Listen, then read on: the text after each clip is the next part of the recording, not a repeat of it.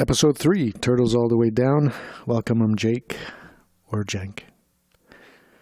This week we have Michael Dila, who is actually an old friend of mine.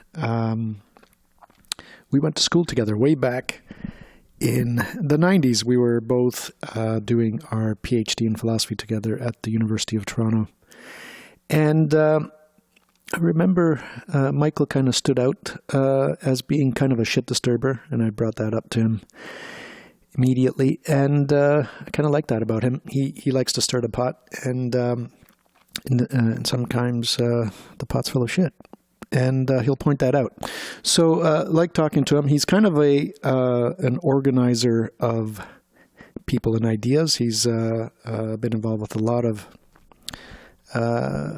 activity which brings people together to talk about some of these issues that surround technology and business and innovation. And I guess he's kind of making a living in those areas and talking and doing about those things.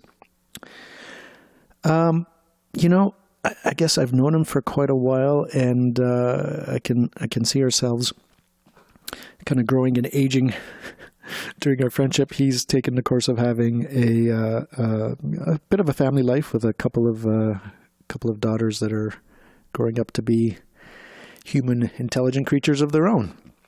And whereas I've taken a completely different approach here, it seems kind of living the life of a sociable hermit of sorts.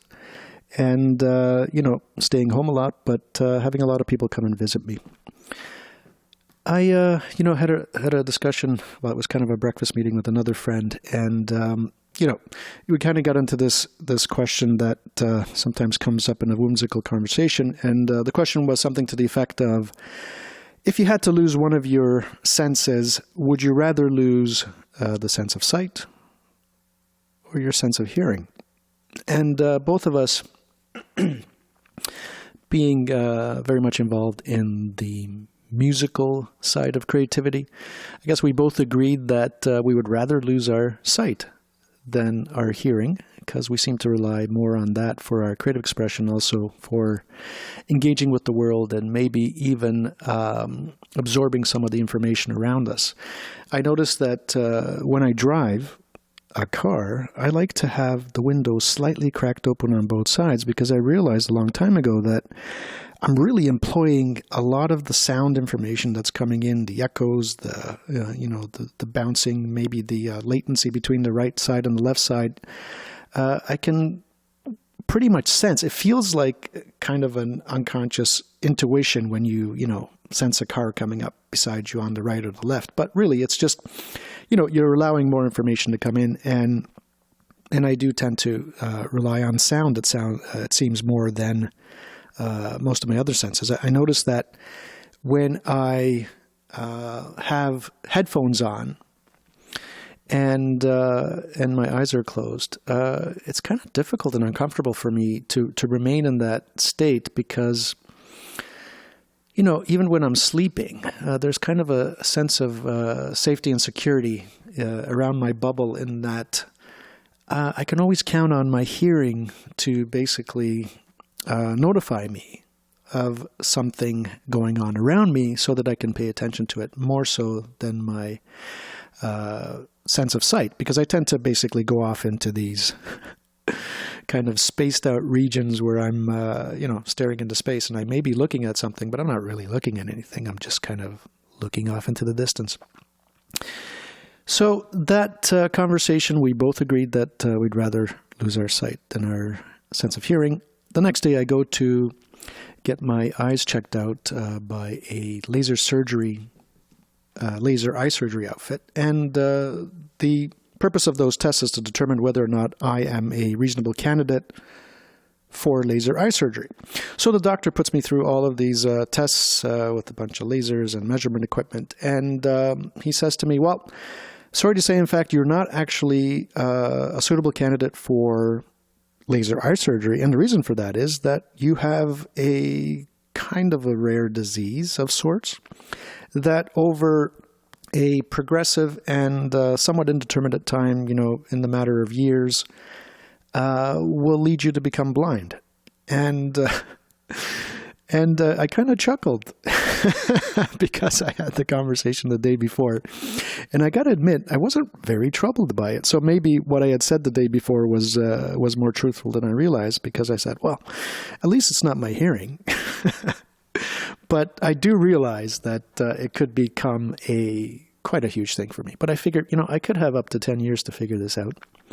And maybe I'll just start employing the trainers that will teach me how to adjust and live as a blind person. And maybe if it takes 10 years for this to happen, by the time it happens, I've developed skills kind of like a superhero of sorts, where I can, compensate for the lack of sight with enhanced skills and understandings and input processing of my other senses. Another whimsical idea. But there's a way around this, apparently, and it involves corneal transplants from, obviously, dead donors, which is kind of a creepy notion. Maybe it shouldn't be, but, we have this resistance to that sort of thing. But I'm more than ready and willing to figure that out when the time comes. I feel like I've got some time to figure it out.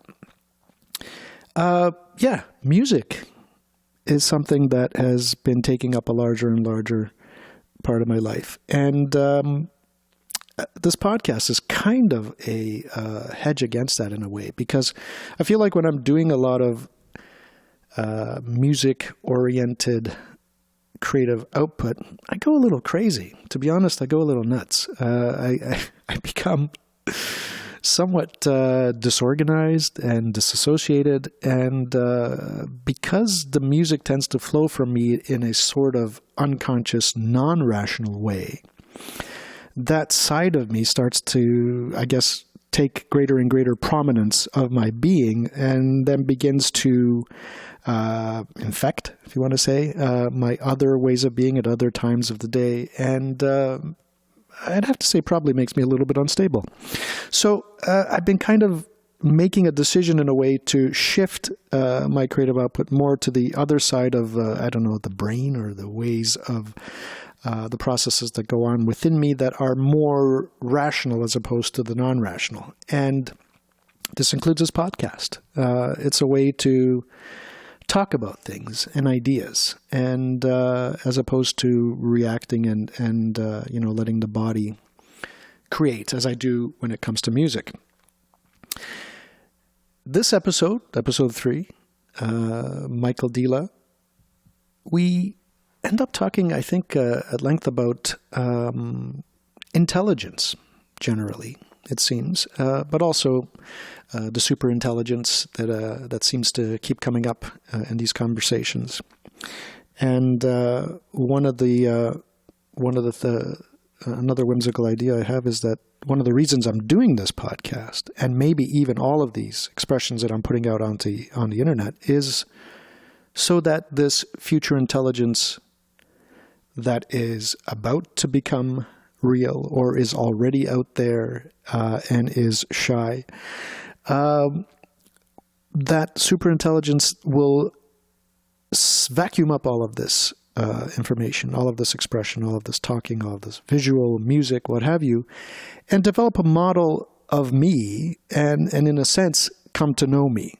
So in a weird sort of way, I'm kind of setting up a relationship for some being that is yet to be born, that will at some point very quickly after being born become a sort of, I hate use the word this way, but it's sort of a god in a way that it becomes super powerful, the ability to have nearly infinite computing processing capabilities, the speed with which to reprogram itself on the fly, literally millions of times a second. Once you get this being, all bets are off. And this is what people describe as a singularity. And depending on who you listen to, it could be, anywhere from 20 years to 40 years into the future. So let's get into this discussion about intelligence, and over the next several episodes, you're going to start to hear more discussion about superintelligence. Michael Dila on Turtles All the Way Down. Talk soon. Shit disturbing, in the service of something, not just to be disagreeable. Mm-hmm. I mean, there are people who like just to be disagreeable. Mm-hmm. And I think we just call them assholes. But if you're disagreeable with reasons, then we can call you a philosopher. Well, there does seem to be a lot of assholes on the scene these days that are disturbing shit without reason. And, there seems to be a lot of unreasonable discourse going on, especially, we see it in the current political campaigns that are going on. I mean, a lot of people seem to be making headway within these campaigns without any sort of reasonable argumentation. It's more appealing to the, I guess you could call it the baser, more... Yeah, I mean, I know we think of it that way, and, because the word reason and reasonableness, like, to me, that vocabulary feels kind of antique. And also, it's so normative. Unreasonable discourse is, the discourse of fools and people we don't have to pay attention to. And I think it's clear that there's stuff going on that the reasonable, or those who like to think of ourselves as being in the reasonable camp, don't understand. And I think that actually is the part that interests me the most, is what's going on that we don't understand. Something. Lots of things. Because, one of the inheritances of our philosophy days that I always keep with me is the principle of charity. And unless we're prepared to assume that people believe the shit they believe because they're stupid, which, of course turns out to be true some of the time. Sure. But is an uncharitable assumption, then people who believe things that we don't understand or are offended by, have something going on that we don't understand. And I guess we need to decide how interested we are and willing we are to try to understand. And whether we're in a situation where, as does happen, that people can have beliefs that are so incompatible that real conversation isn't possible.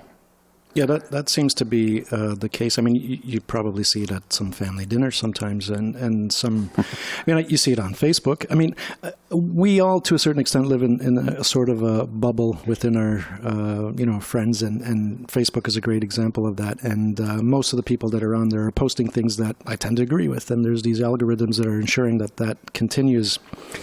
But every now and then you come across someone within your feed that just seems very puzzling. Like you think, okay, this person's... And there's one in particular that I'm thinking of that I think I met through you. I think it was a person that you had invited to be a guest speaker at one point. Okay. And I'm just looking at some of the posts on there, and I'm just baffled. Supporting Trump, for example. Right. And it just, you can't seem to, how do you engage that with reasonable talk when it doesn't seem to be functioning on that level?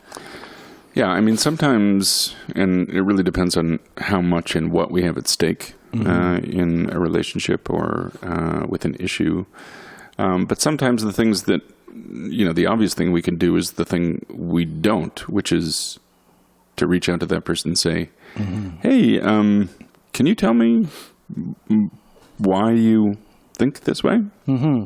Not, in a provocative way, but in an honestly curious way. Again,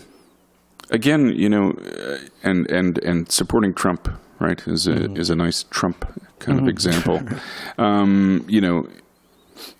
It's for me anyway, it's very easy to be tempted into the belief that anybody who has anything good to say about Trump is an idiot, an asshole, or worse, right? And yet, as is often the case with popular and crass-seeming people, politicians in particular, their popularity just can't be borne out by the conclusion that everybody who likes what they have to say is an idiot or isn't listening. And I mean, I think, you know, in the current U.S. presidential context, there's, you know, pretty solid evidence on both sides that people feel deeply alienated by what they think of as the establishment. And, you know, in any, like, there are only two ways that I can understand the extent to which some people despise Hillary Clinton. And one is just straight up sexism, which I think there's plenty of. And the other, which, you know, I think can get folded into it as well, is that, you know, she represents to them the image of the establishment entitled political class. And they have become deeply suspicious and intolerant, at least in theory, of the idea of such a class. They're powerless really to do anything about that except vote. Yeah, somebody's hammering something. You know, but both Trump and Bernie, you know, were sort of doing very kind of parasympathetic fist waving, or, you know, finger throwing at the establishment. Ironic because, you know, both of those people seem to me as establishment as anybody else that we could and are talking about at this point. But the rhetoric of both has been playing to a disaffection, alienation. But do you find that some people just who maybe, I mean, should know better, but might want him to win because they just want to throw a wrench in the system and just kind of shake? It's almost like they're waiting for the collapse, and they're thinking that the collapse might be something good that we can rebuild on, and as a result, they might want to speed that along rather than dilly-dallying and waiting for Hillary to win. And then, I mean, that's kind of the only reasonable, in a sense that there's actually a premise and a conclusion, and someone's actually trying to think this through that might have an argument. I mean, I'm not going to agree with that necessarily, but is that what's happening, you think? Yeah, I mean, I certainly have heard people make that kind of case. Not very many, and I think it's bullshit. Yeah. And if it's not bullshit, it's kind of irresponsible. I'd rather. I think it's more honest to abdicate from politics and political life entirely than it is to you know, pretend that you're playing some kind of you know, subversion game. I mean, you know, like supporting Donald Trump does not look like any kind of subversion. No.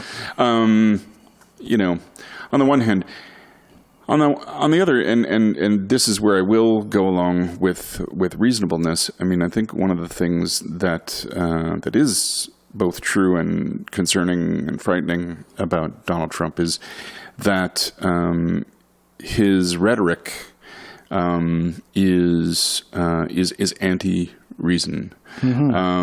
His rhetoric is the rhetoric of "you ain't the boss of me." Right.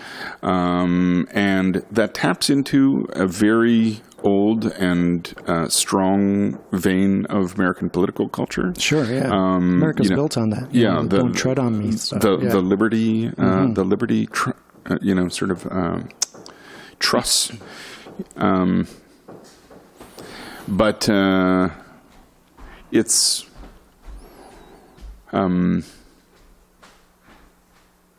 I don't think that people who support either Trump or Bernie necessarily know what they want.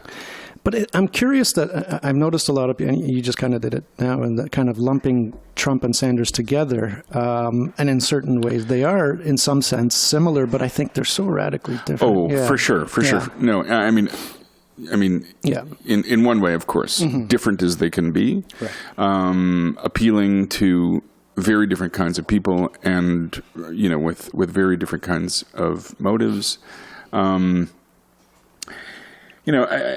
I think that there is something that potentially unites almost the entire political spectrum that nobody on either side really honestly speaks to, which is the idea that we can't only rely on the existing system of government to make things in the world better.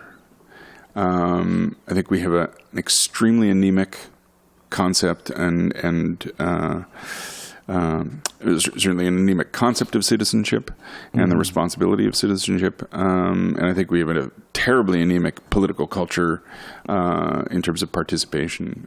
So I think, and we've been sort of trained to that.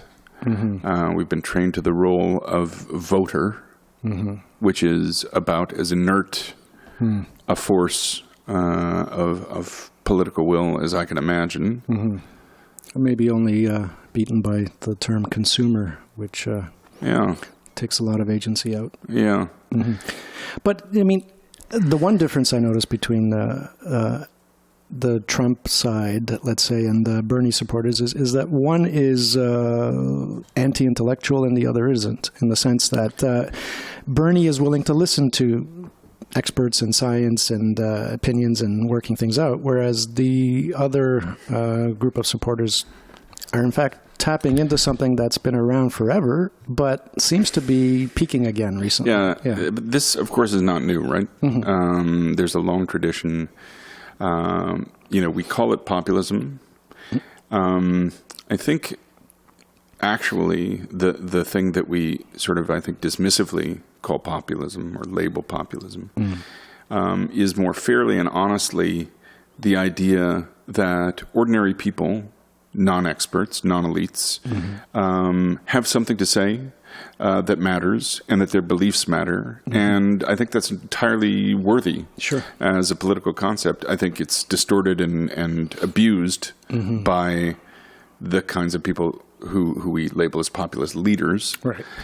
Because I think those people are not honest agents or advocates for ordinary people. I think they're manipulators of people who they think of as manipulable. On the other hand, I think we still have a very unreconciled contest in politics, as in other places, between elites and ordinary people. And the suspicion of, that we've come to think of as the suspicion of the experts in science in particular, I think is more about a suspicion and mistrust of elites than it is per se about, science denial. But we have always had in North America and the United States in particular, an intellectual tradition which, like most intellectual traditions, talks down to people. And yet we have the premise in North America of a classless society. And, in other places where there's clear class and caste hierarchy in the history, and not that we don't have any of that here, but at least the premise has been a political foundation of equality. I think it has always gone down less well when the elites talk to the masses as if they're sheep. So. Well, I mean, this sort of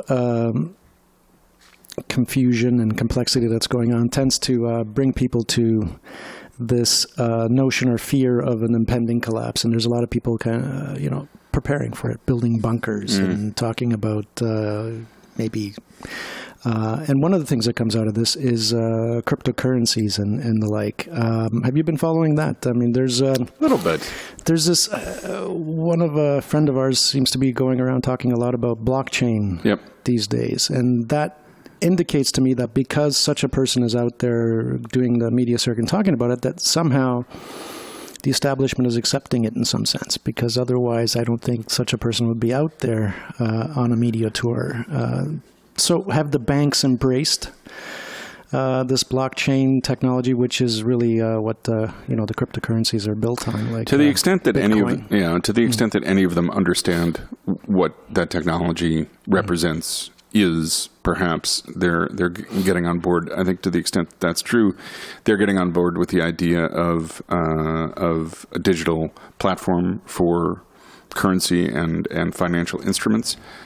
I think you kind of have to be an idiot at this point not to believe that that, like everything else, isn't going to become software, isn't going to become isn't going to adopt the infrastructure of software. I don't think that by and large, even arguably people who are developing and writing code for various blockchains and various blockchain-ish technology, I wouldn't feel comfortable in saying that any of them understand truly what it is that they're trying to do. But I got to think that, the guys at some of the higher ups at these banks and Goldman Sachs, I mean, they're smart guys. They clearly understand the technology. In fact, they're hiring all the physicists and mathematicians to figure this stuff out. So, and when I see, for lack of a better word, the establishment talking about this sort of thing, I think, well, how are they thinking of subverting this and taking it out of the hands of the mass democratization of it and trying to somehow corral it and profit from it? I mean, that's inevitable. They're going to try to do that. And except and unless you think of the technological layer as sort of neutral and indifferent, right? I mean, I think clearly there are people in the venture capital space who imagine profiting in some way off of blockchain companies and technologies. Fundamentally, I think blockchain and Bitcoin, have confused for us two clearly discernible things. On the one hand, secure technology infrastructure, and on the other hand, financial instruments from currency to contracts, and the most efficient way to instantiate those, and what the promises of digital currencies and instruments are. That said, like, this stuff is still at this point incredibly speculative, I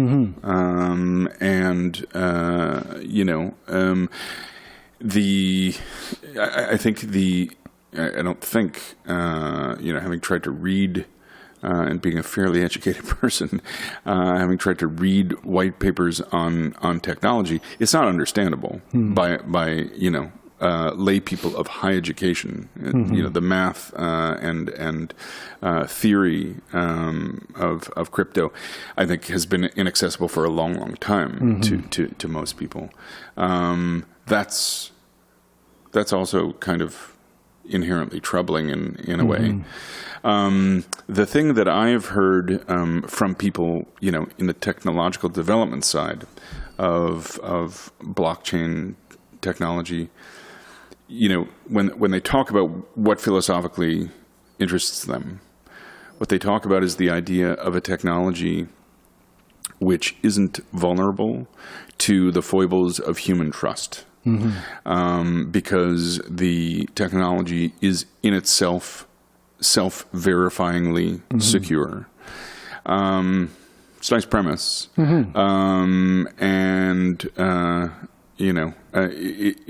However, the entire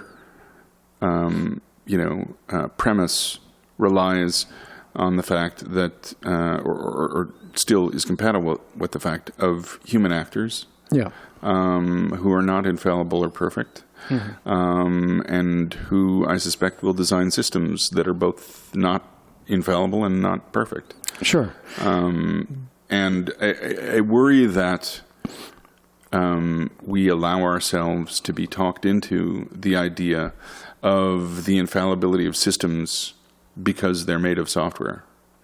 And that and I worry about the fact that we, not that, again, that this is new, but that we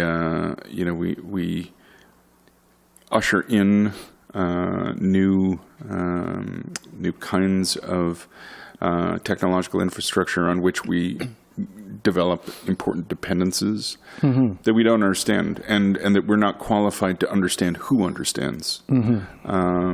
So anytime, we're talking about cryptocurrencies and the like, and some of these sounds like a great idea in the sense, it has to move towards a digital way of transferring value, but the entrenched powers that be will probably not support something unless they can tag along with it. So there's always actors that are going to try and block things. And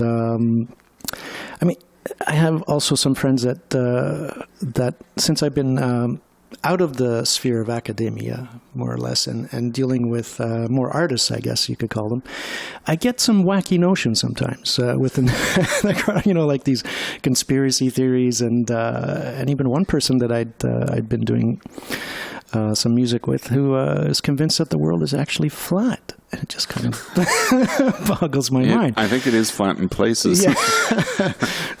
I've been to such flat places. What the heck is going on there? There's so much. The internet is wonderful, of course, but then like anything, you could use the telephone to to gossip about bullshit, or you can use it to have a deep conversation. So the internet's like that too, and then a lot of people are getting sucked into these nets of weirdness and conspiracies, and I think two things are true.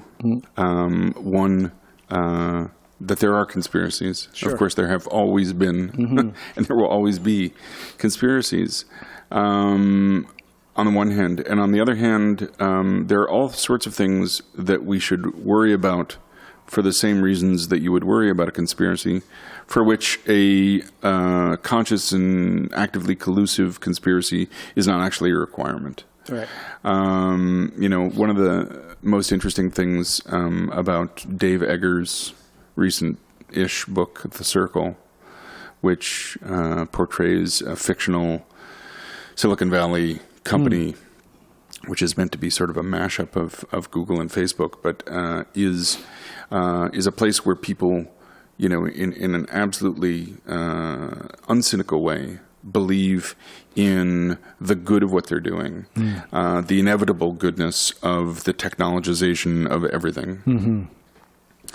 And the moral of the story is that bad things can arise from people with the best of intentions. It's not a new idea. Yeah, unintended consequences everywhere. Yeah, and I think the cautionary tale, which is germane, is that's ever more true in a complex world. As frustrating as it is, I'm mostly seduced and convinced by Michael Lewis's and others' idea that the real tragedies in the financial system of the last 10 years or so are the product of systems that no one designing for them really could or did understand, which is not to say that there aren't conscious and guilty bad actors in the system, that people didn't, consciously and sort of at least unethically take advantage of the system, but in ways that are, from a legal point of view, permitted, or at least not prohibited. But again, our vulnerability and our dependence on these systems and their growing complexity to the point of, a kind of brittleness in the systems where their breaking can be caused by events that people don't understand and can't explain. We're going to see more of that kind of thing. I fear that more, frankly. I fear more in our willing dependence on all kinds of systems. What systems do you mean? Like algorithmic systems and... because anything that runs on wires, in effect. Okay. Every once in a while, at least those of us in the well-lit world, are in a power outage and become shocked for usually less than 2 hours at a time at, what a world without power looks and feels like. And, how profoundly dependent we are and have become on so much more, for which power is only a precursor at this point. All of our money, to the extent that any of us actually have any, as opposed to debt, can disappear. You wouldn't know how to point to where it went, or there's an incredible amount of trust and dependency.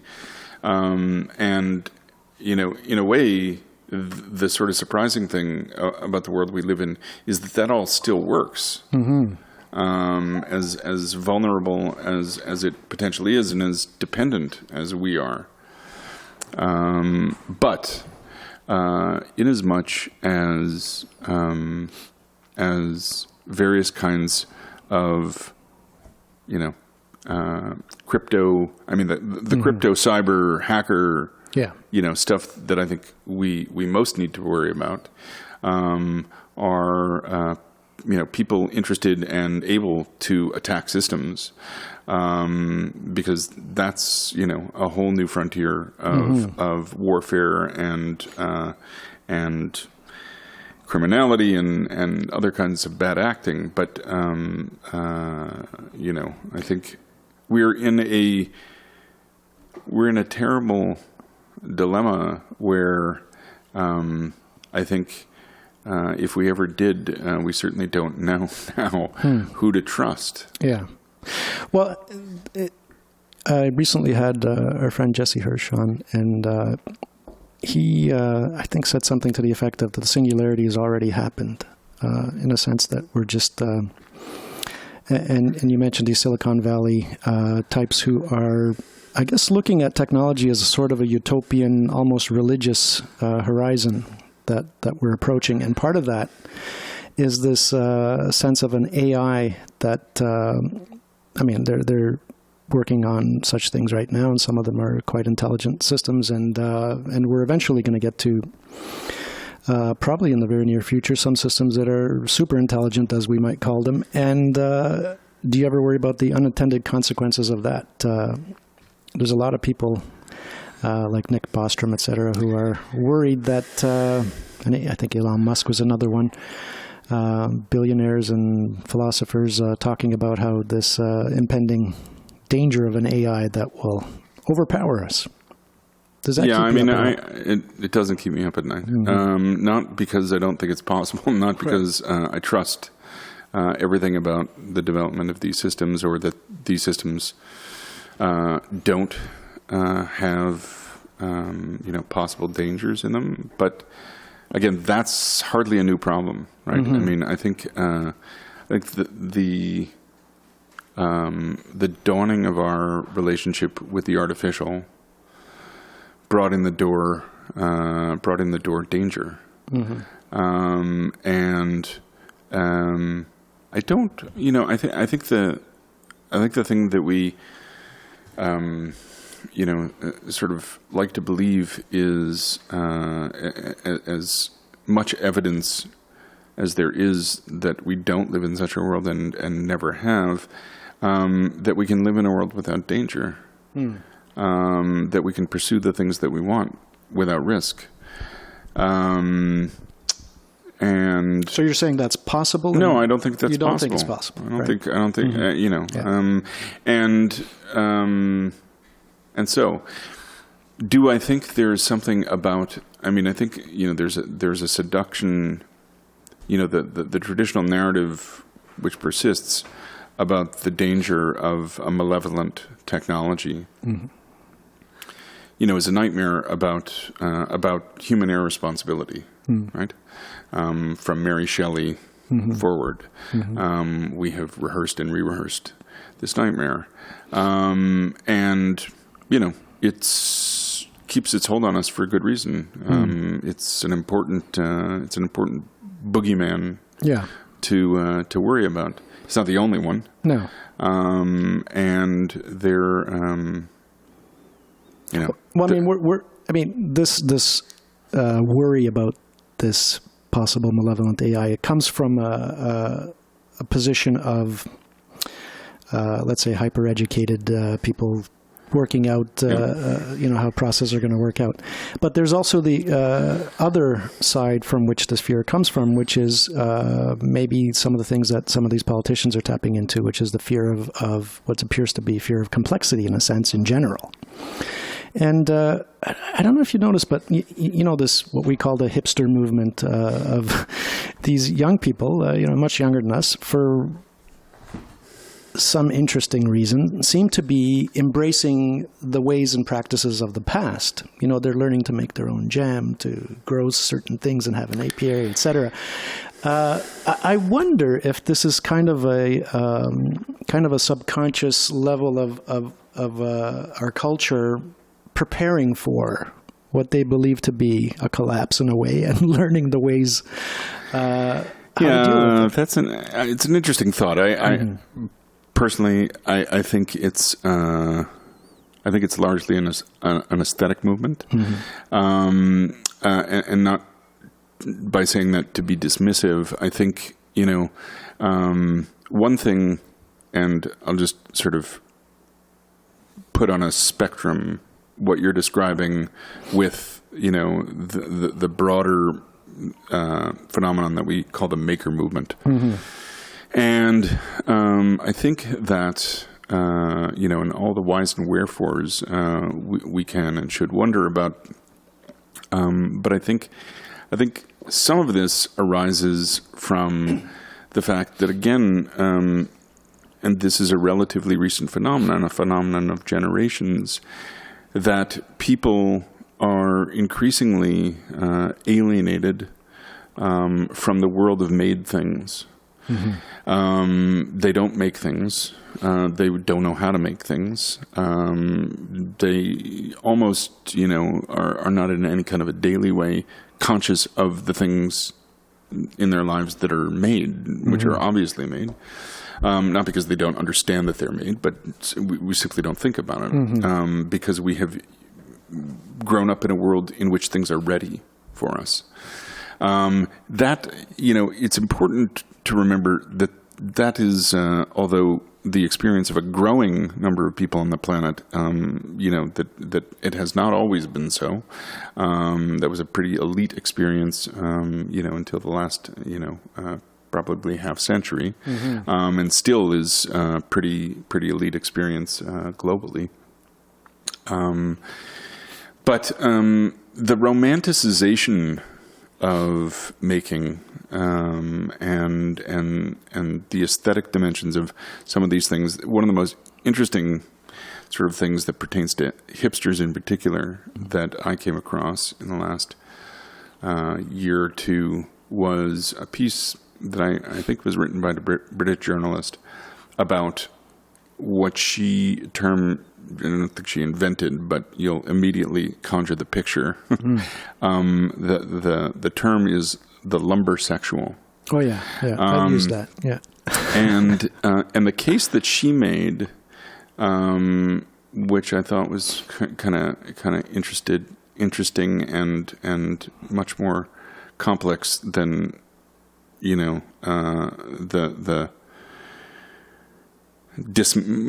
my inclination to be dismissive, was that that this aesthetic of the lumbersexual is a kind of drag. is a kind of a drag of masculinity. And that what's being played out in this drag is a desire to express and identify with, touchstones and templates of masculinity, which we've, become, again, alienated or estranged from. I think these, like all kinds of explorations of the diversity of our identity that are very much, in play these days, are interesting. I think, one part of that you've sort of brought up a number of times, I think there is, on the other hand, another persistent narrative that I don't know if that, if what you're describing is related to or not, but the end times narrative. Right. It comes in all shapes and sizes and traditions. I have been reading much more science fiction in the last couple of years than for a long time. And just lately, partly because I'm also a member of something called the Long Now Foundation, which is an institution dedicated to the idea of long-term thinking and really meant to be a sort of intervention into the idea that we don't think long-term by and large in our societies. But there are a number of recent novels which play on human predicaments and catastrophes that extend long into the future. And so there's this idea that we must confront an impending threat that is generations away. And so highly abstract from our current circumstance. And yet somehow there's enough urgency about the threat that people are called to action, and so the drama around it is, how do we reorganize our purposes and our work and our society to meet this sort of long range goal of survival. Now, clearly, these are stories that are about everything from sense of environmental threat to various other kinds of end times narrative that some of which are attached to scientific hypotheses and other which are attached to ideas of spiritual and moral decay.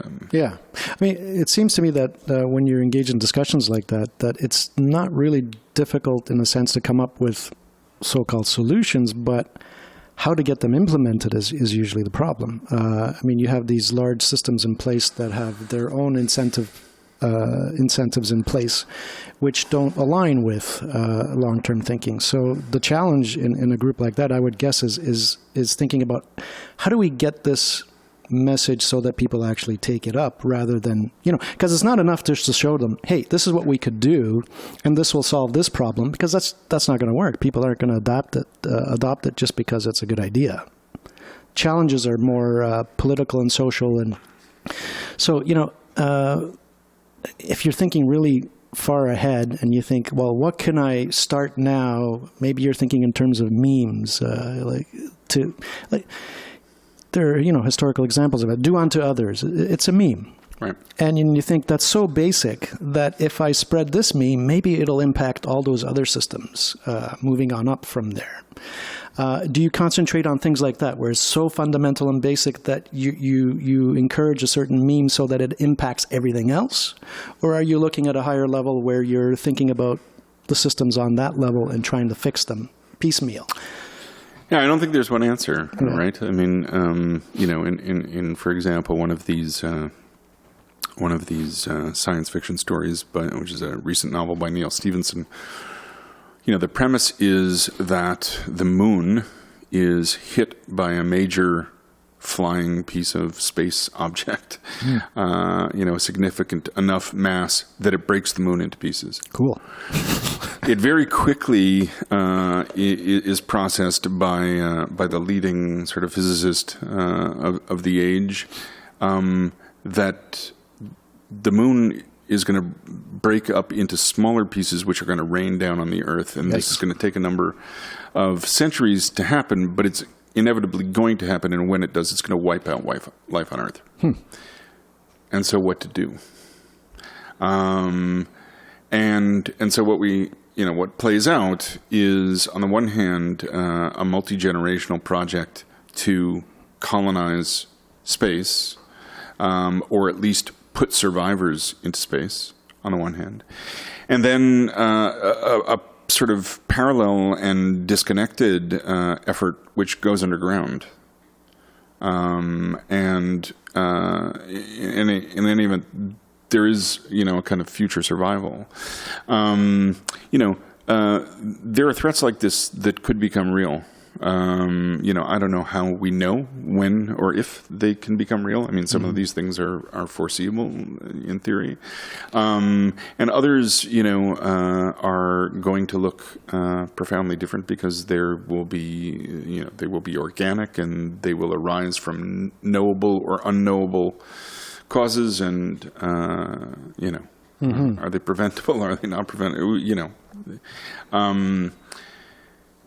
And I think, I think this is a sort of inescapable fact of the human predicament that becomes more and more frustrating the more and more, in theory, we become technologically sophisticated and have the ability to shape and control environment, is that there's still so much that we can't shape and control.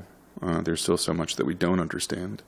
And the paradox of connection and the growing, expanding connection of people around the world is that the more nodes of a network are connected, the higher order degrees of complexity are created in the network, the more unpredictable the system. Right. I don't think this is an escapable reality. I think this simply is our reality. So do you spend a lot of time thinking about the future? I mean, are you trying to make it better in some sense? I mean, what's your project? What's your goal? What do you? I mean, obviously you've got family, you've got children, you've got things to take care of.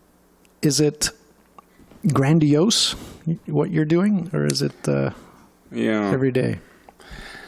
I certainly think about the future, different kinds of futures and the futures of different things. I'm actually,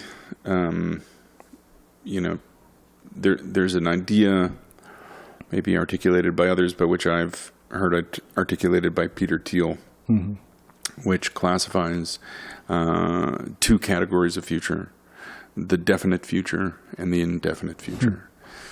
And what he means by the definite future is a future that we deliberately design. And an example, that he uses is the American space program. So a future in which we travel outside the boundaries of the Earth. And the argument is that important leaps in human progress are made by people who pursue definite futures. And that indefinite futures, are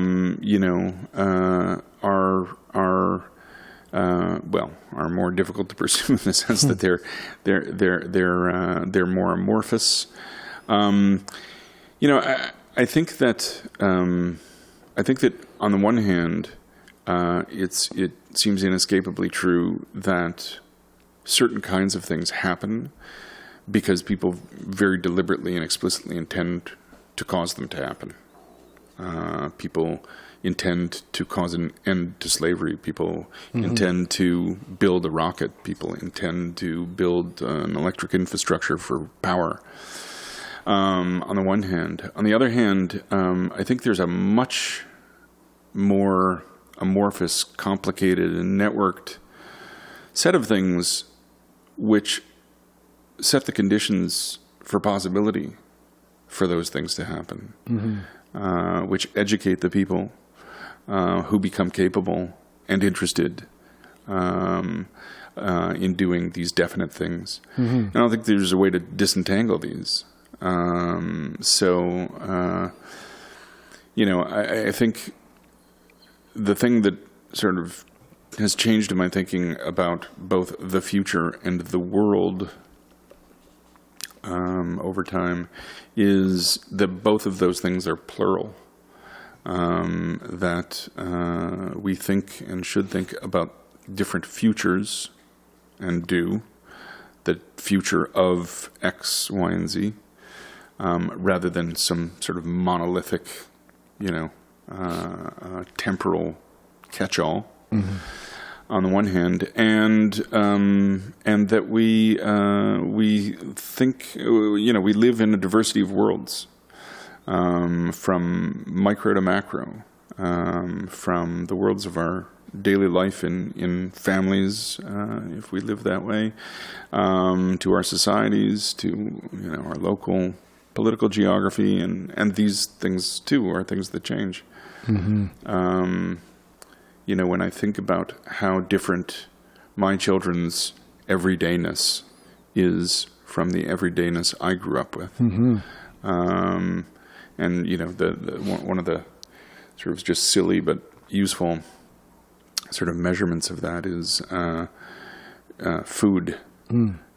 For my children, it's normal to live in a world in which food from any ethnicity, nationality, place geographically in the world is constantly and ubiquitously available. And I remember discovering certain kinds of food for the first time when there was 2 Indian restaurants in all of Montreal, and we didn't have it. Hamilton, right? Not even sure. that. Yeah. So,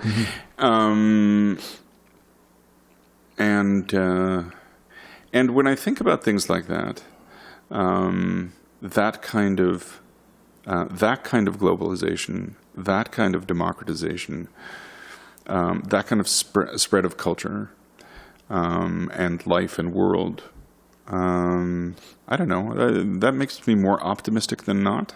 Mm-hmm. I believe that we live in a much more plural world than we did in the world of my childhood. Mm-hmm. Not, in the sense that there are so many more different kinds of people than there used to be.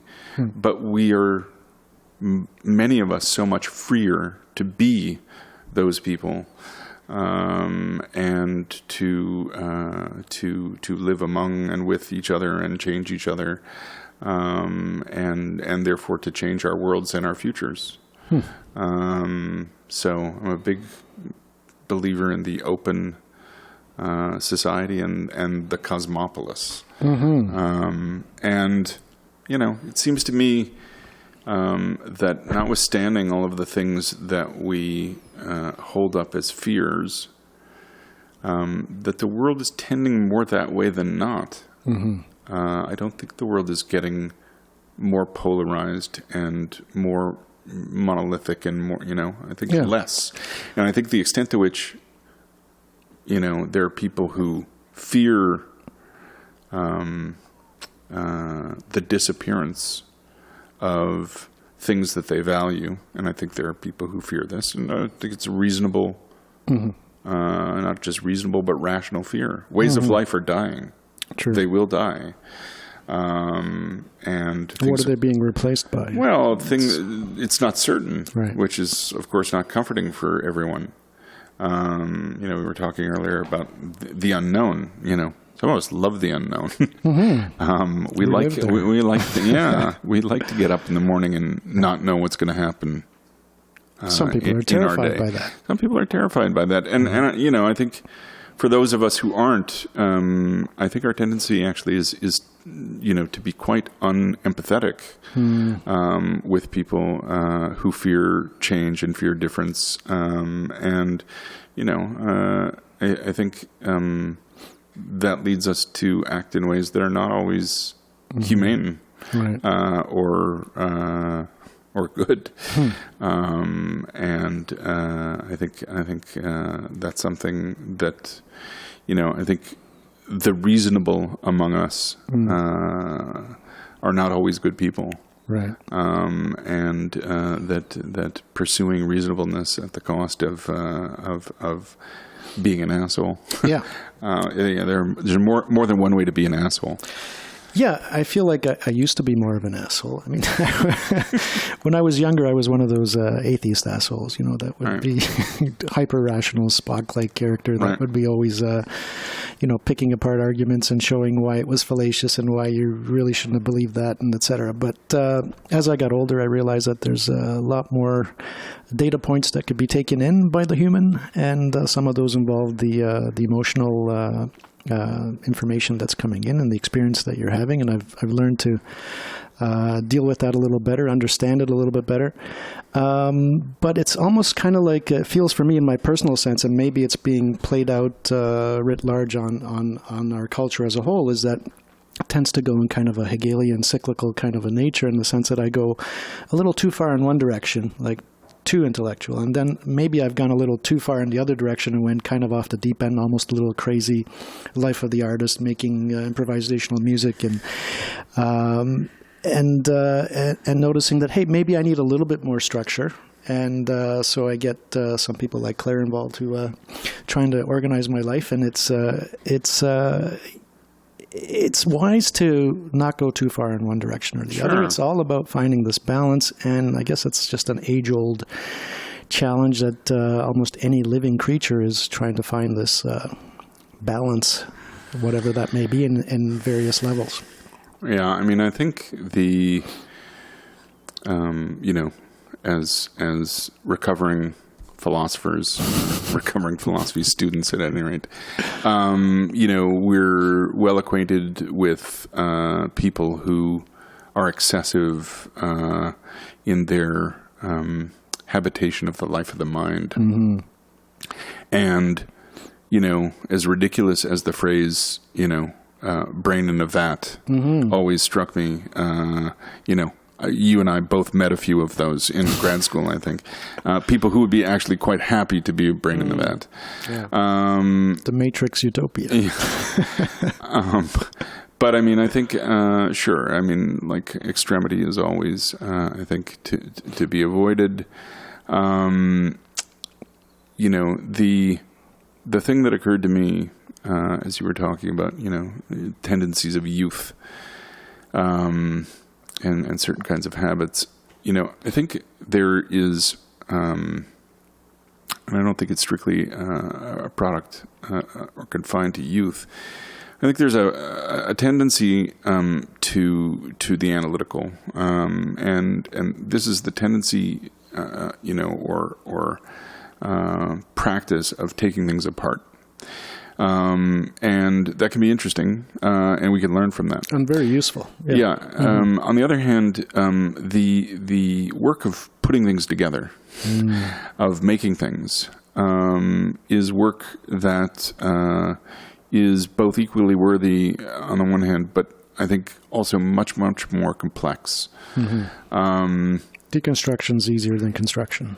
Yeah. Well, deconstruction does not require understanding, right? Actually. That's true. And making things inevitably involves understanding. And, it can succeed by trial and error. Mm-hmm. So understanding can be developed, on the fly. But it has to arise from some kind of basis of knowledge. Mm-hmm. And I think that's my persistent interest in design and in making things, whatever those things are, is in confronting and wrestling with that complexity. Mm-hmm. So you're heavily involved in the world of design. How do you see design? To me, design, it's one of those words that very nebulous to me, and in a sense, it almost seems fascistic to me. In the sense that, I mean, you there's kind of a conceit that through rational understanding and building, I can make something better than what the natural systems have already done, and we have countless examples of unintended consequences gone wrong on the large scale. I mean, we look at social engineering and, Soviets. You don't have to go very far in history to find people who have based a lot of these theories on economic analysis, perhaps understanding of political theory or Marx, and then all of a sudden think, oh, well, I can just design a new one better now.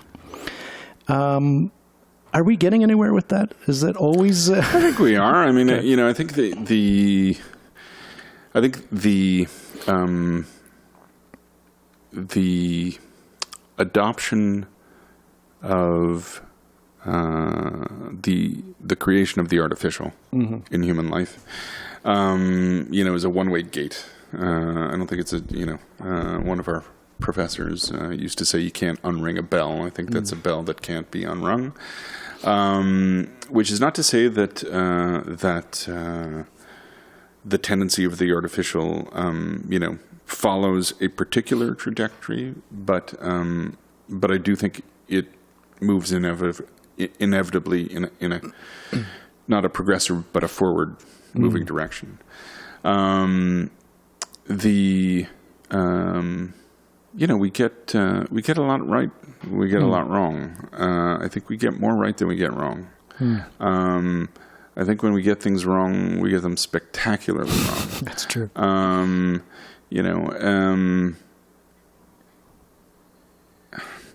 You have to believe. I mean, I believe and feel that the things that we get right outshine, what we get wrong. What do we get I don't right? think that can be a calculus at the end. If you're thinking about it in a mathematical way, I think first of all you're in a realm of insoluble math problems, but I think you're probably not also paying attention enough to what's remarkable and beautiful and wonderful in the world of the artificial. Where the artificial, like everything that doesn't grow is made. There's so much that's made in the world that we encounter every day that, frankly, it's much more visible and present to us than the things that aren't made. And frankly, lots of those things, the things that are grown in the natural world, are in a meaningful sense made because they're cultivated. So the parts of the world that we encounter on any kind of regular basis that are wild and natural in that sense, untended, that would exist without us. It's one of the kind of amazing paradoxes of human life that on the one hand, of course, most of the literal matter of the planet is like that, which is to say independent of us and not, would exist without us, and much of it does. I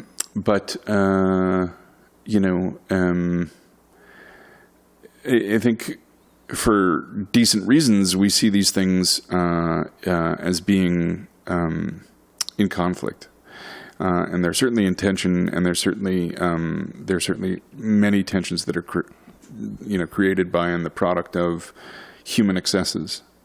And human irresponsibility, even though some of that irresponsibility is stuff that we have only come to understand relatively recently. But again, with stuff like that, I tend to be on the optimistic side of things. That in the belief that we will figure out. I'm generally optimistic. I mean, I come across a lot of people that aren't these days, but one of the things that makes me optimistic is all the younger people that I keep running into that are quite impressive. I mean, there's all this old geezer way of complaining about the millennials, and you see these things coming across, but I think they're. It's every solution has really been found and created and implemented by the young. I mean. We gotta understand that and give room for that, and not be so quick to judge. But I'm finding a lot of people in my generation are just kind of shitting all over the young people, saying, "Oh, they're not doing this. They're not." They have a totally different set of challenges, a different kind of environment that they're growing up in. And I think they're doing remarkably well given all the, the shitty situations that they've been put into. And you've got children now that are reaching adulthood. And, so you're experiencing it from another perspective to see how they're going through it. Yeah, I mean, to be the parent of girls who are starting to become women is a strange and wonderful thing. Mm-hmm. I mean, I think, I don't know.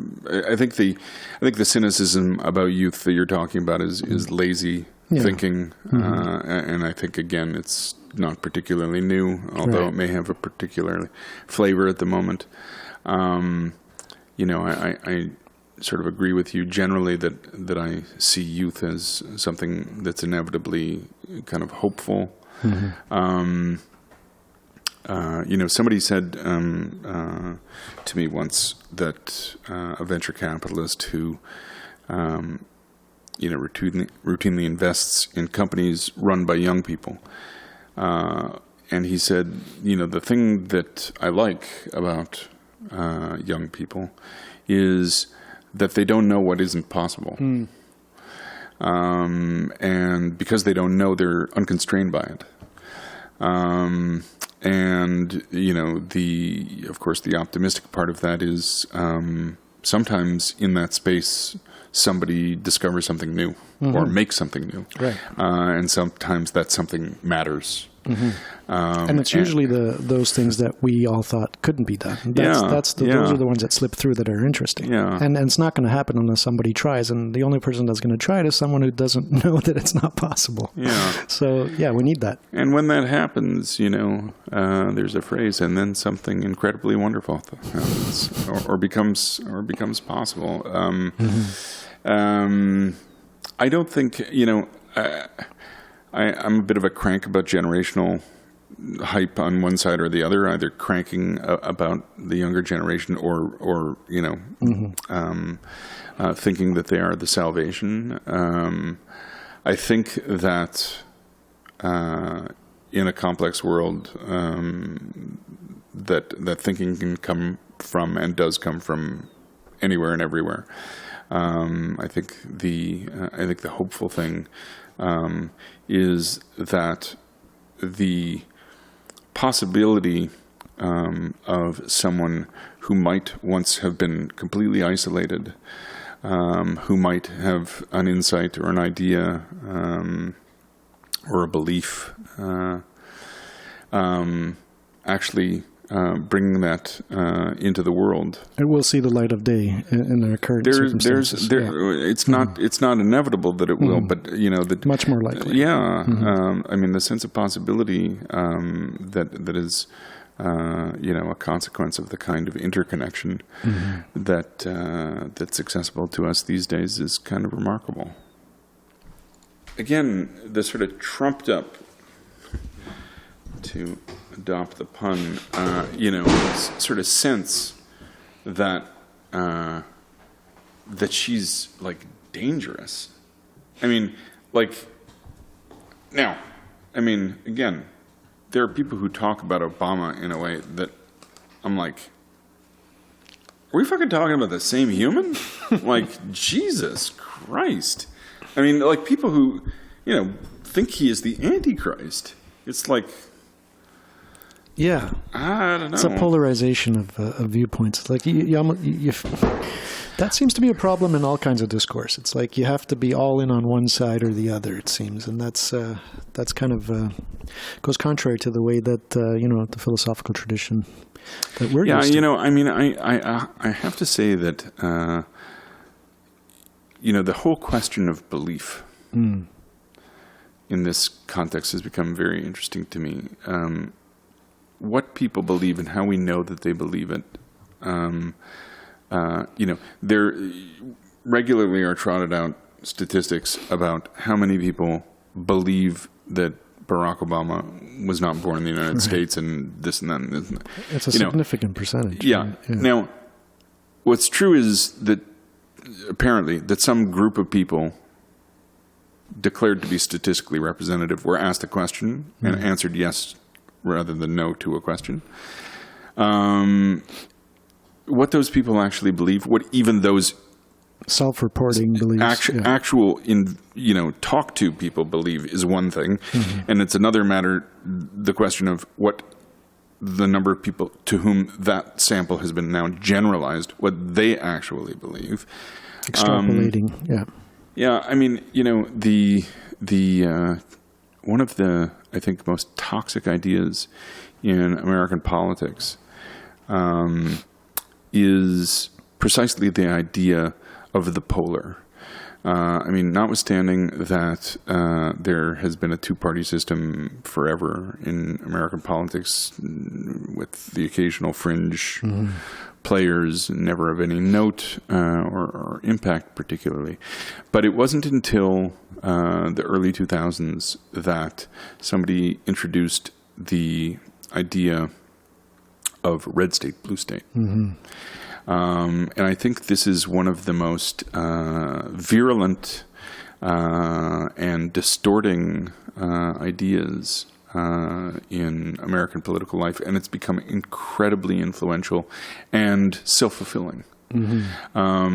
So notwithstanding that in all kinds of places people think many things,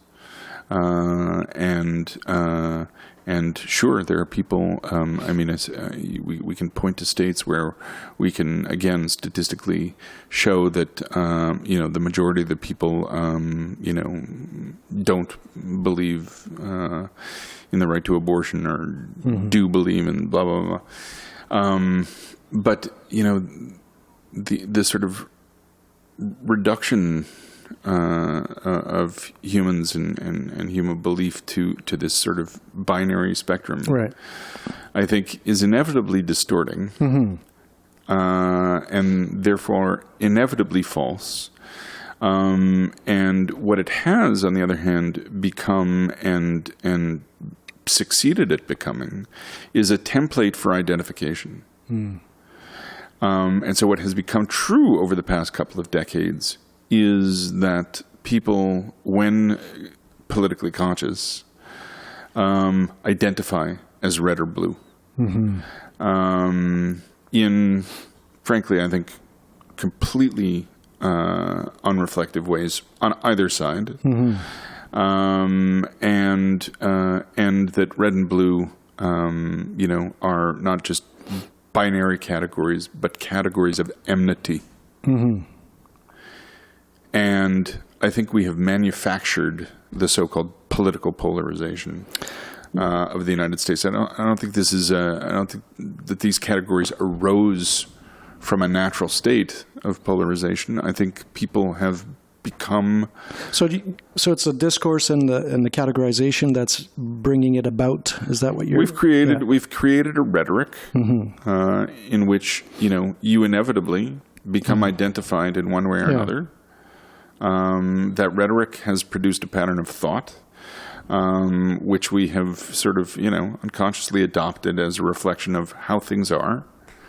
And, I mean, like, if red is, meant to stand for Republican, then, one of the things that we ought to believe about red is that, there are no red people who believe that gay marriage is okay. Right. But we know that's false. Right. we know that there are all kinds of beliefs that are traditionally identified with the right or Republicans, which are nonetheless held by not just ordinary Republican or red identified citizens, but by politicians right. so identified. So we can routinely empirically disprove the truth of this polarization, and yet it's this kind of persistent and immune. But isn't it interesting that it's so persistent? I mean, you go to almost any country, any political discourse, any kind of issue, you almost find close to a 50-50 kind of a scenario where you have like half the people are maybe, it's not that there's a middle, it's that half the people, it's almost like a quantum shift. Some are on this side, some are on that side. Is this being manufactured by the way that we hold this discourse? For sure it is. Yeah, for sure it is. And I mean, I think the binary nature of these categories isn't actually reproduced everywhere. I think it's particularly American. I mean, I think if we look in all kinds of other places, we see, maybe not any more order or happiness, but much more diversity. I mean, if you look at the character of Italian Parliament, for example, and the political spectrum. Some would say political chaos. Yeah. Of that kind of political culture, I think it's very different. But I don't know. Like even a place like that where you have a dozen political parties and different ostensible viewpoints, you tend to have more or less half the people that are kind of okay with a kind of an authoritarian way of being, and the other half aren't. And there's always a clash. And then the parties align with each other. And in the countries that I'm familiar with, this is happening all the time. Even if you have 15 parties, it's still half of them are kind of this way and half of them are kind of that way. Yeah, Is it something about human nature that, or whatever that may mean, right, in which some of us are just okay being told what to do and some aren't? Is that what it boils down to? I always kind of look for kind of a more fundamental. Yeah, I mean, I tend to continue to think that these things, in terms of our affiliation, are fundamentally aesthetic. I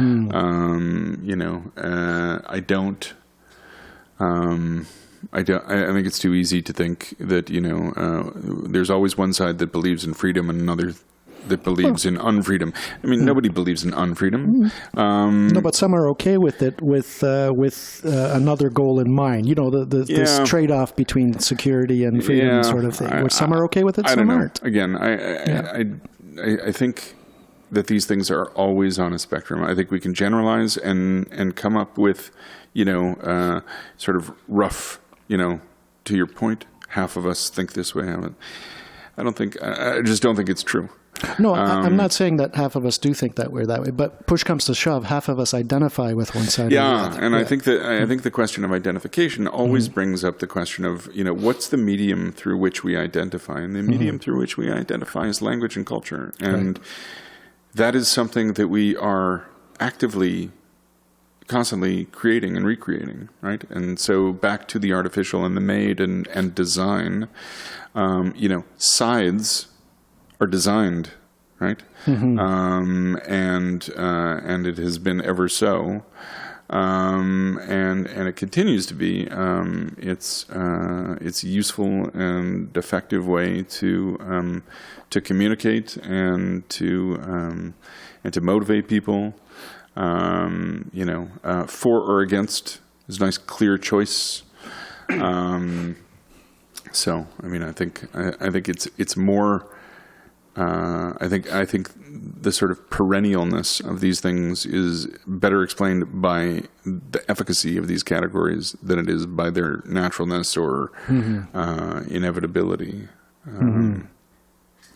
We could make it different if we wanted to.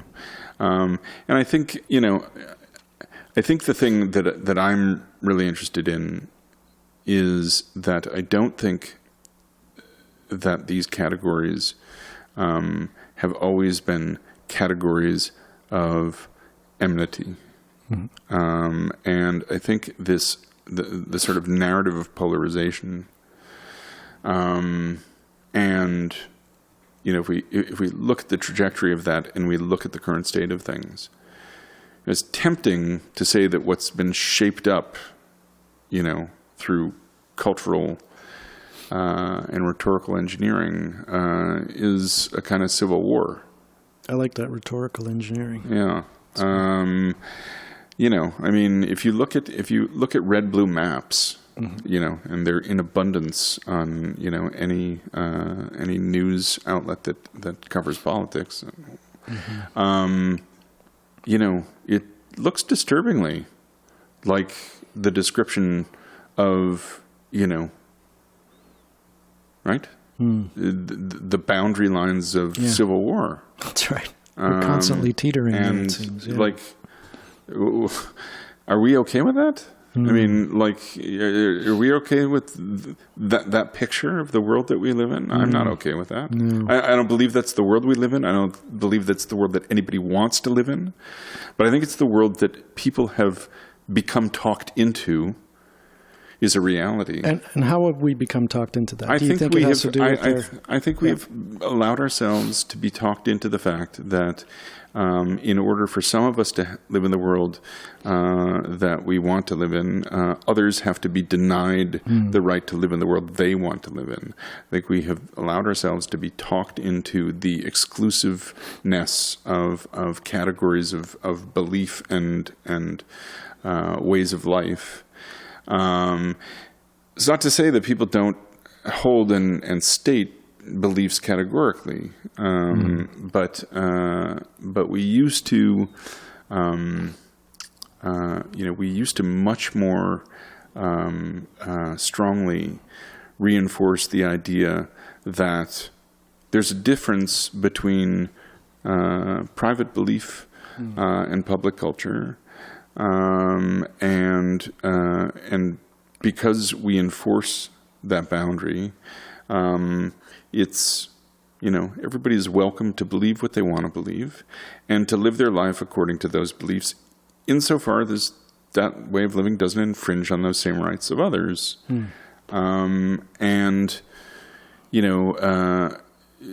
Just to use a hot button example, but the emergence of or the particular development of so-called stand your ground law with respect to the use and possession of weapons, guns in particular,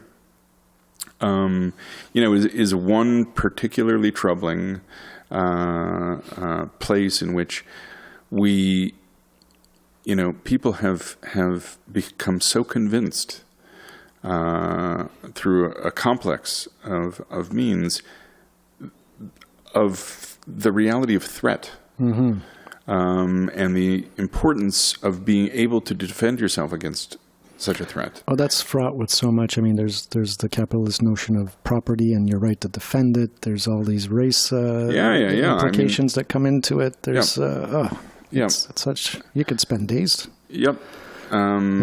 But yet, it's so easily solved by some people on TV. Well, and so I think the thing that we have to face, and this is a good, nice, thorny example, but I think the thing we have to face is it's anything but simple to solve, unless you're prepared to solve it categorically one way or the other. Right. And that's the choice that people have been presented with.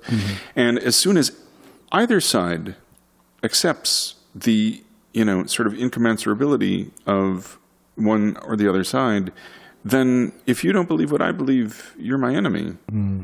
This is not productive. And I come to believe that, if you think differently from me on this issue, you're either, an idiot or a fascist or, something.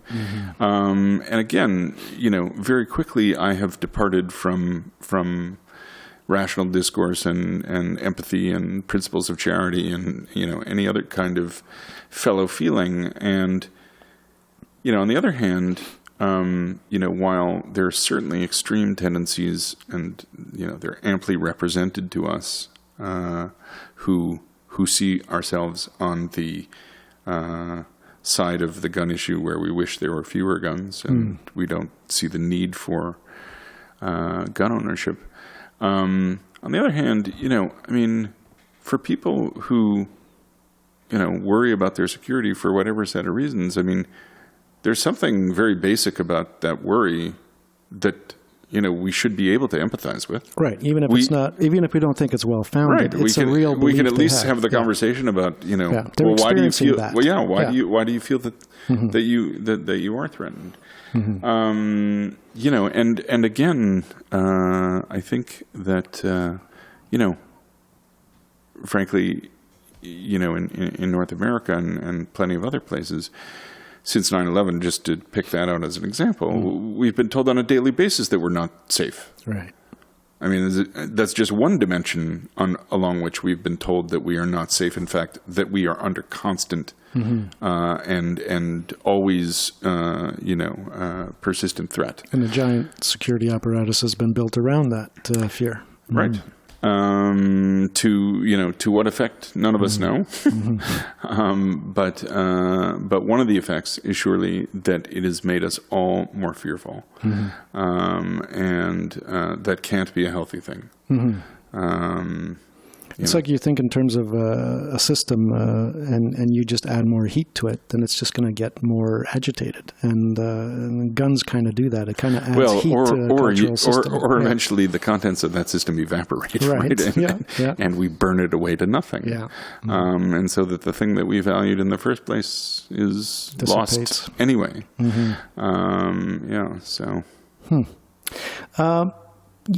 We met in academia, and it sounds like you almost kind of got pulled back into it. What's happening in academia? You're a little closer than I am to it. Is there still a room for academics and philosophers? Sure. I mean, I don't know that I am any closer to it than you are particularly, but, if what academia is at the end of the day is a safe place for thinking and conversation. I hope that there is always a place for that. What the nature of academic institutions has become and is at present, and whether that's what that's serving and whom that's serving. I mean, these are critical questions that we can be critical about. I think that the reality of academia, at least in North America, is that we have followed a long project of not just democratizing the idea of the value and access of higher education to the point of selling literally the necessity of higher education as, a kind of social economic trajectory. And I think, A, that's been oversold. B, not merely as a consequence of its being oversold, but as a consequence of a lot of factors, that's become a literal prison for people. I think it's commonplace now that there's an unprecedented level of debt that's a consequence of pursuing post-secondary education. It's now been several years, I think, since student debt has eclipsed credit card debt aggregate in North America, which is completely troubling. And what we ought to see but don't pay a lot of attention to, it seems to me, in those twin facts, is that most people in North America live under conditions of debt slavery. And if not once, twice, and more and more twice. And so, in a very strange way, we have returned to the era of the company store, where the company owned the town and the shops and the script that you used to pay for things. And, is Google the company town? There is no one actor, right? I mean, and so I think this is part of what makes it difficult to see. The company is not singular; it's decentralized, and to our earlier conversation about conspiracy, this is not the result of a collusive conspiracy of a small identifiable set of actors who are complicit. Although there is a system from which some benefit disproportionately to others, and those people will perpetuate that system. Yeah, sure. And we've come conveniently to call those people the 1%, rightly or wrongly, and usefully or unusefully. I don't personally find that terribly useful as an optic. It's an approximation. Well, I mean, quite apart from its statistical value, I mean, I don't think it leads. I don't think it leads to critical thinking or more importantly, to change of any kind.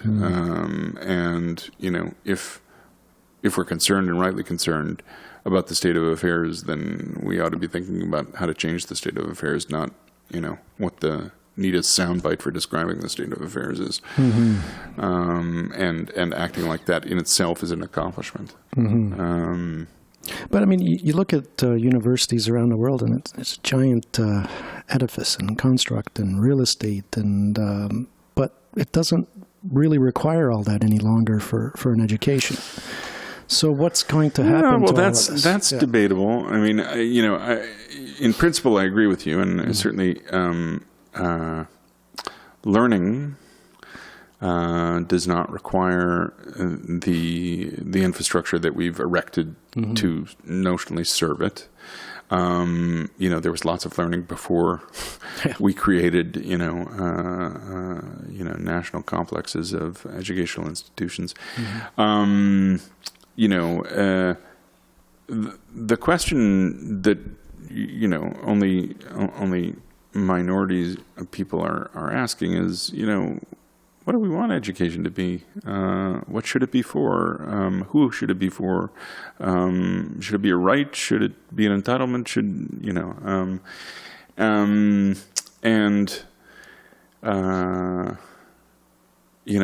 I think certainly as a parent of younger children who are still in secondary education, I've come inevitably to believe that whatever else the educational establishment, public education,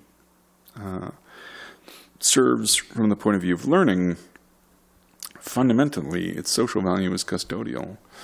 Fundamentally, the core value to, certainly adults, parents, is that we have to go to work every day and we need somewhere for our children to be. And the conceit that they're somewhere learning something. It's not a very inspiring all way day to think of school. No, it isn't. But it isn't. It But does serve I'll that tell purpose. you that the equally uninspiring thought is the other one that has, sort of more, as I think about it, plagued my mind, which is, when we think about what we ourselves learned in the course of, our primary and secondary education period of about 12 years. It's not a lot. I was going to say I didn't learn much. Not a lot of stuff. Some people. And you think to yourself, it takes 12 years to teach somebody that little? I mean, really?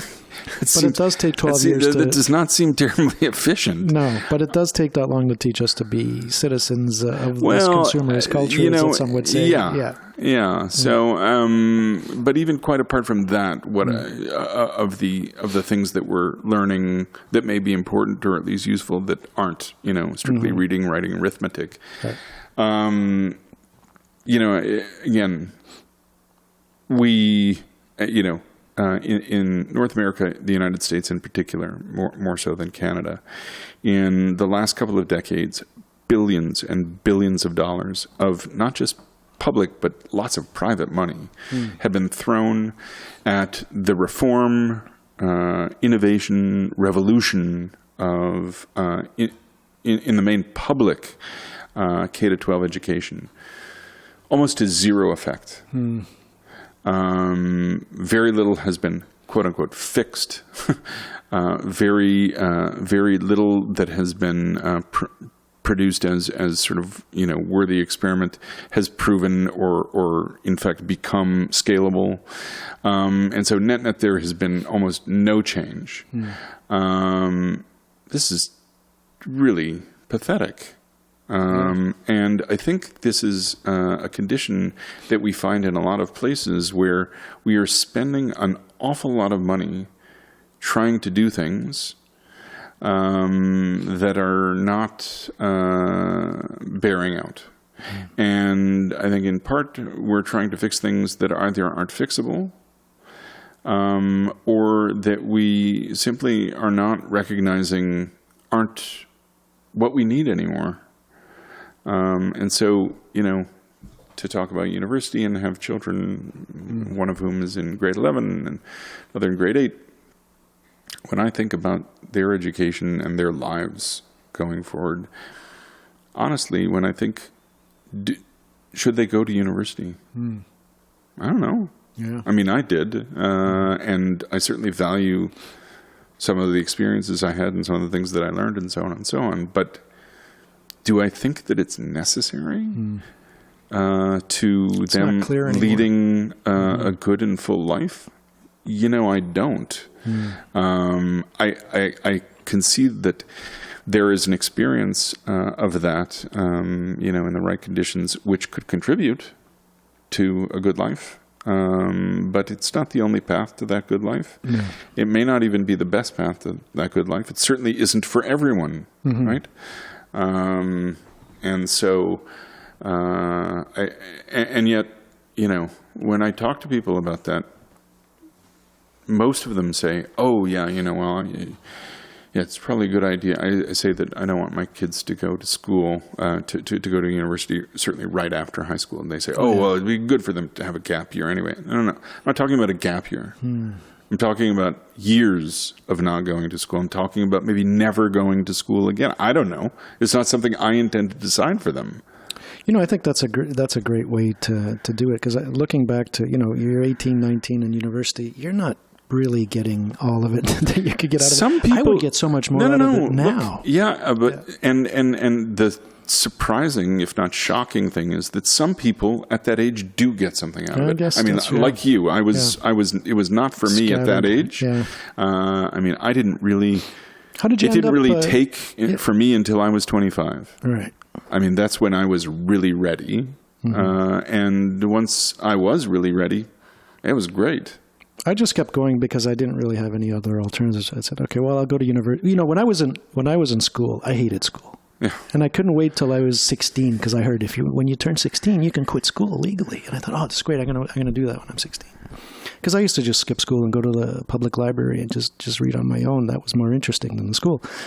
Then when you get to 16, you think, well, I might as well just go on. Maybe in university I'll find my tribe of people that are interesting and, they're tackling the big questions like me. Then you get to university and then you find that most people are just interested in getting drunk and, and then you think, okay, well, maybe in grad school I'm gonna find my, people. And you get there and then you find that there's a whole other series of problems with grad school and academia that has really nothing to do with learning all the politics and everything else that's going on in there. Not to mention, there's something I wanted to ask you about that. The experience that I had in our department was this cleave between the analytic and continental schools of philosophy that seemed to be at odds when we were there. But I think since we've left, it's become more of an analytic school. I'm not aware of that. Yeah. So I don't really have a thought about that. I always found that kind of an interesting, again, it's the either or, take a side approach. Yeah. I mean, I think the thing that you said that certainly does resonate with me is, for most of certainly the first half of my life in schools, I did not like school. Mm-hmm. I was always interested in learning. Mm-hmm. I was always curious. I remain passionately, insatiably curious about everything. Yeah. I didn't like school for all kinds of reasons, mostly because it's really fundamentally a kind of unlikable. I mean, it's a prison system, and the consolation that the activity in the prison is, to be lectured at, suits some people more than others. I don't think it really suits anybody, frankly. There are lucky people who, for whatever set of reasons, good, sympathetic teachers, who are better than prison guards, who create, something more interesting. And certainly we all hopefully encountered one or more of those in our careers as learners. But, what school fundamentally has to do with learning at any level, is non-obvious, right? And I think, it's an old point at this point, but, I think schools have traditionally had much more to do with conformity, and the socialization of conformity than anything else. Frankly, it's remarkable that anything good happens in schools, or to put it in a more positive way, that as much good happens as does in schools. And I think this is still true.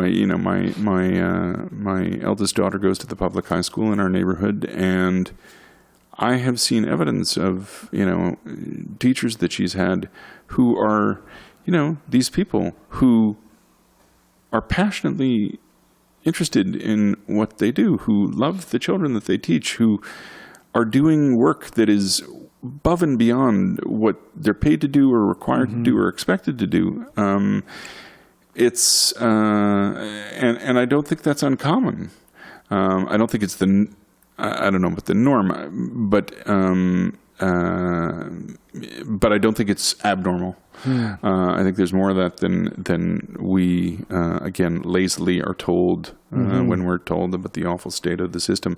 I think the truth of most systems is that what's really interesting is that they work much better than they look like they ought to, right? I mean, we were talking earlier about motorcycles and the number of passengers you can fit on one, and the particular thing that you can learn by going and witnessing this in India, because clearly the number is not just 2. The number can be north of 6. And again, the fascinating thing about being in traffic in India as a stranger to the country is, it looks like utter chaos.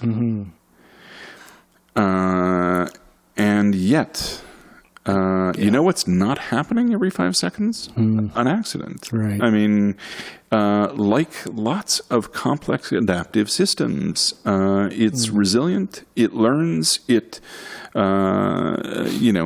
avoids catastrophic conflict. And lots of that happens not because it's planned, not because it's designed, but because it is the special necessity. There's this special sort of play between the natural and the artificial in these contexts, right? I mean, we as human systems have all kinds of incredible unseen and slightly obscure onboard equipment that protects us in these contexts, or that can learn. And despite all these design systems that we have, we still, in large numbers, flow like water in some ways. And things just happen to channel into the channels that they go to, and rivers form, and people are moving. And I think of a place like Istanbul when you're talking about complex, chaotic craziness, but it works. Traffic flows. I mean, probably I would guess 4 or 5 times the number of cars go through a stretch of road than here, and there's less traffic somehow because everyone's just kind of squeezing in and being aggressive and jumping ahead, and they're not following the rules really, but it's kind of a guideline, and it seems to flow better. Yeah, I mean, I think one of the useful things about having sort of weird tendencies to learn about anything, the seemingly trivial, is that what crops up over and over again is the counterintuitive, the normal exceptionalism that is disguised by our tendency to believe that the world, falls into neat categories and patterns. And, a recent one for me was discovering what the fourth most populous country on the planet was. So if I told you that in order, the 3 most populous countries on the planet are China, India, and the United States. Then you got places like Brazil and Indonesia, and so you got remarkably you got to number 4 in those 2. Okay. Indonesia is the 4th.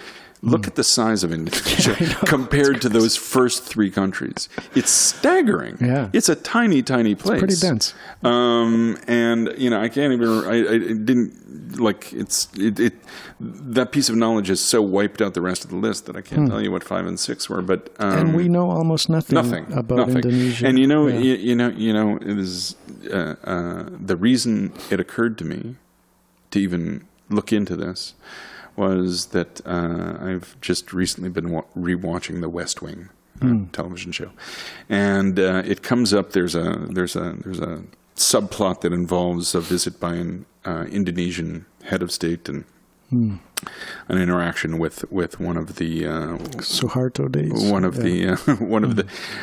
of his officials, and the factoid that pops out is that Indonesia has north of 500 distinct languages. Wow. And I sort of found myself, it's like a bee in my bonnet the rest of the day, and I was like, that's fucking true. I mean, is that just like made up for television or convenience in this story? Anyway, so I went to Wikipedia conveniently. And, without a precise number, it was borne out that, in fact, there are hundreds of distinct languages. But the other thing that jumped out was this thing about population density. And the surprise, and the biggest part and most important part of the surprise was I had no idea. And I am a ridiculously educated person who has no idea about lots and lots of things, sure. right? And that kind of the value of the humility of realizing and being reminded of how little we know, in spite of how much we may think we are educated, I think is an important corrective to all kinds of arrogance and excess. Yeah, I find myself actually listening to a lot of podcasts these days, and I find myself learning a lot from them. And, it's another way to use the internet to educate. It's funny you say that, because another way to use the internet, it seems to me that fundamentally the internet is a learning machine. And so it's not at all incidental or unusual to me that the more we look at the things that we value about it, the more we find that those things almost inevitably relate to learning in some way or other. Sometimes very utilitarian learning, but a search engine is about learning something. It may be about learning where to go for dinner tonight where to get the best price on a power drill. But nonetheless, not only is it not only about that, its mechanisms are fundamentally engineered around learning, and I think that you mentioned our friend Jesse and conversations about singularity and the emergence of alternative forms of intelligence, and I think that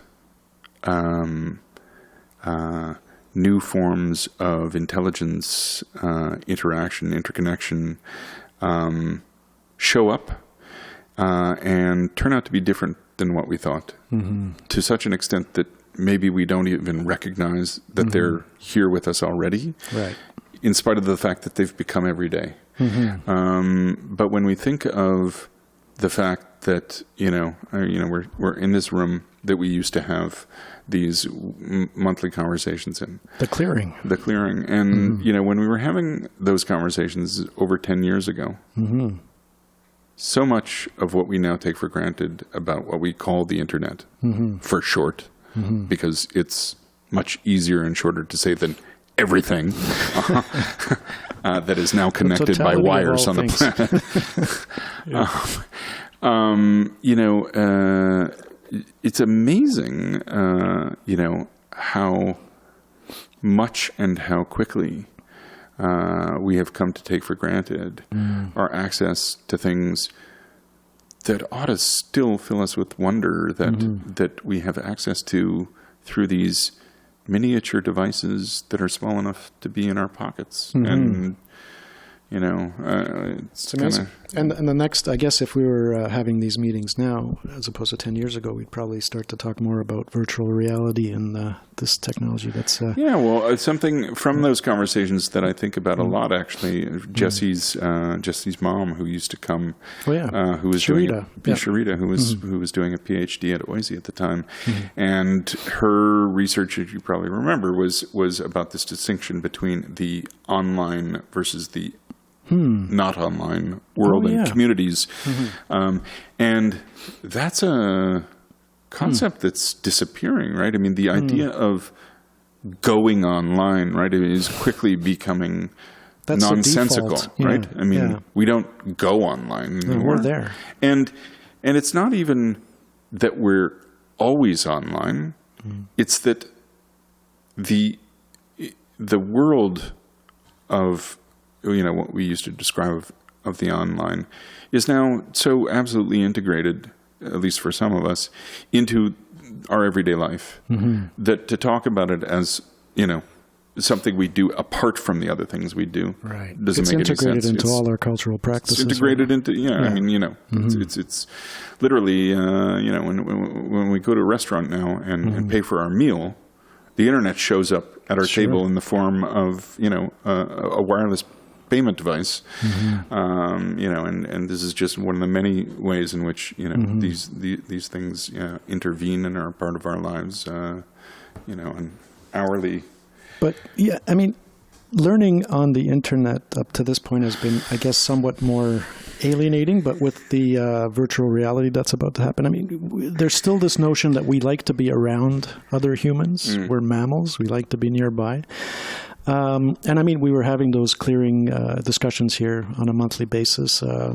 Clearly, there's some value in it. I mean, people are looking to do that. Sure. I mean, I think one of the really interesting, but also, to your point, important things that we find is that internet culture has not made us less social. If anything, it's made us more social, and precisely not more social in the sense of interacting through virtual interfaces, but that it has become a boon to all kinds of face-to-face, real-time meet space, as we say, or used to say, interactions, right? I mean, it has allowed people to discover each other around interests and much else besides, and that need. I mean, I think human beings are tribal. I think that the reality is that we can form tribe around a virtual infinity of things, and that there is, and know that people have written and thought about this, but that there is, an emergence of, a very pluralistic kind of neo-tribalism. Yeah. And I'm using that in as a positive description, where people, find real connection with others.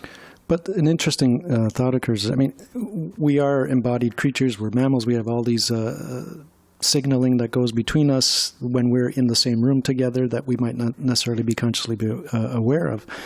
When we will meet in a virtual reality space, we're not going to have all of those frequencies and layers that are within the room with us, right? So I'm wondering, it'll be an interesting thing to see how that develops and how we differentiate between meeting up in virtual reality versus meeting up in an actual room. I'm going to guess there's going to be some differences that might be uncanny in a way, but for sure. I mean, we will just have to see. I mean, what we certainly know is that all kinds of virtual social encounter involves much lower fidelity of all kinds of dimensions of interaction, which can sometimes be great, but can also sometimes be quite disastrous. Yeah, the narrowing sometimes helps you to focus. But being in a meat space is the largest bandwidth you're going to find anywhere. But we have all been on the other side of, or on both sides of,